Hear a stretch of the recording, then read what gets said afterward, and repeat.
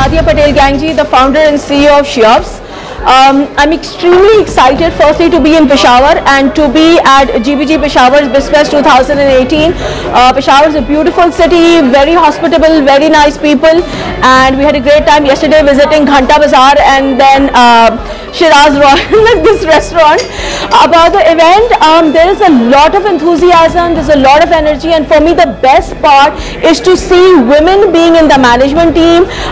The leading media, two collaborators are both run by females, and some workshops are run by females, so the female inclusion and participation is the highlight of the event for me. Thank you.